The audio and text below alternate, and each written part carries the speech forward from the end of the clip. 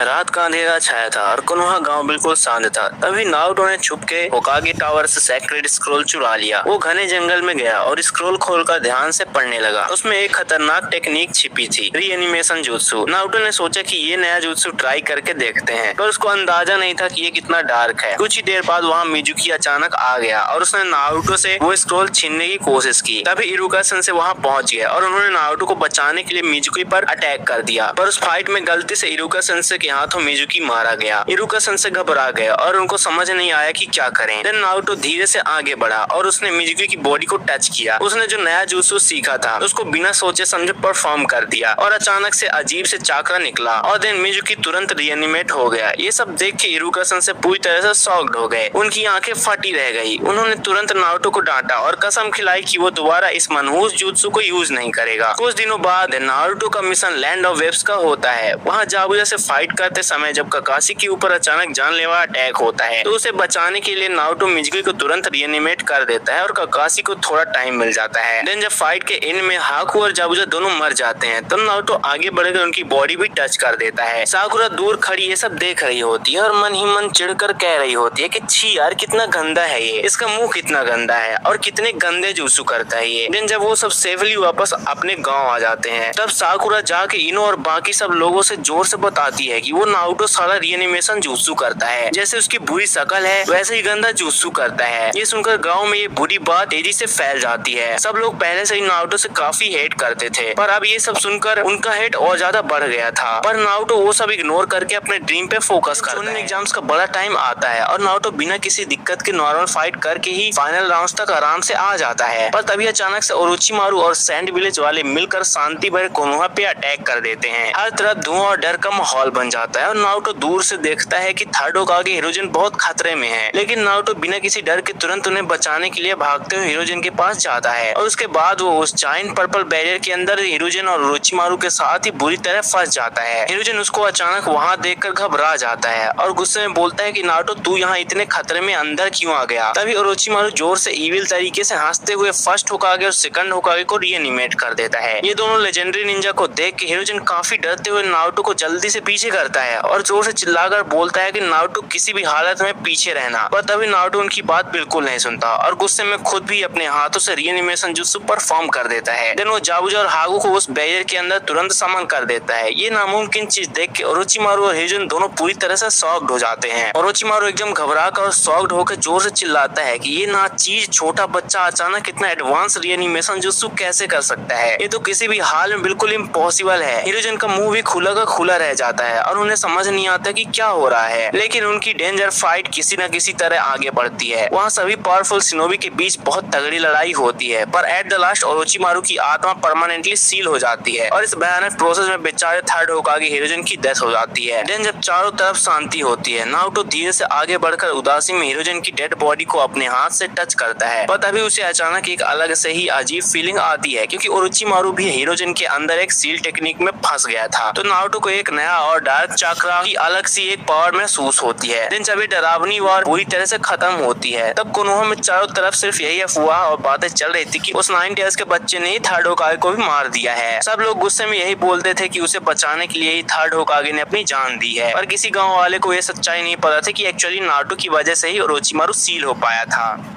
Naruto से अब Konoha गांव में हर कोई बुरी तरह हेट करता था और उसे रास्ते पर देखते ही जानबूझकर इग्नोर करता था। लेकिन नारुतो इन सब चीजों का बिल्कुल बुरा नहीं मानता था और उसने मन ही मन ठान लिया था कि वो खुद को और स्ट्रॉन्ग बनाएगा। देन एक दिन वो सीधा लेजेंडरी सानिन मास्टर जिराय के पास जाता है और उनसे जिद करके बोलता है कि उसको अपने साथ सख्त ट्रेनिंग के लिए गाँव से बाहर ले चले। जिराय उसकी आंखों में एक अलग आग देखता है और उसे तुरंत अपने साथ एक गाँव आता है। वो रास्ते में अपने बदले हुए गाँव को ध्यान से देख ही रहा होता है कि तभी अचानक साकुरा और उसकी एक फ्रेंड मिलती है नारुतो को। वो दोनों नारुतो को बुरी तरह मारती हैं। वो जोर से चिल्लाकर बोलती है कि तू यहाँ वापस क्यों आया है, भाग यहाँ से जल्दी। पर नारुतो इन सब का बिल्कुल बुरा नहीं मानता है और शांति से वहाँ से चला जाता है। दिन गांव में वापस आने के दो सबसे खतरनाक मेंबर्स हिडान और कागुजू अचानक एक फाइट में आसुमा सेंसेई को बेरहमी से मार देते हैं। ये सुनकर सब सदमे में होते हैं और नारुतो दिन तुरंत अपनी जगह से निकलता है और आसुमा का रिवेंज लेने के लिए जाता है। लेकिन वहाँ बैटलफील्ड पर पहुंचकर उसको पता चलता है कि शिकमारू और उसकी बाकी टीम का गाँव वालों द्वारा ब्रेन लॉस ऑलरेडी पूरी तरह हो चुका था। वो सब उस दुखी घड़ी में भी नारुतो को बहुत ज्यादा हेट करते थे। इसलिए जब नारुतो वहाँ आता है तो वो गुस्से में नारुतो को खुद से दूर रहने के लिए बोलते हैं। पर तभी फाइट के दौरान जब शिकेमारू और उसकी टीम अचानक एक बड़ी मुसीबत में पड़ जाती है, तब नारुतो बिना रुके अपना चाकरा निकालता है और एनिमेशन जुत्सु यूज करता है। होकागे जाबुल और हागु को एक साथ रीएनिमेट कर देता है। देन वो सब लेजेंडरी रीएनिमेटेड शिनोबी अपनी फुल पावर से आगे बढ़ते हैं और मिलकर कागुजो और हिडान को पूरी तरह हरा देते हैं। और देन नारुतो आगे बढ़कर कागुजो को भी अपने डार्क स्पेल के अंदर पूरी तरह से ले लेता है और हिडान को हमेशा के लिए जमीन में सील कर देता है। पर ये सब नामुमकिन चीज अपनी आंखों से देख के शिकेमारू उसकी पूरी टीम नारुतो को आगे गुस्से में कॉलर पकड़ लेती है। वो सब जोर से चिल्लाकर बोलते हैं कि तेरी इतनी हिम्मत कैसे हुई हमारी इस फाइट के बीच में आने की।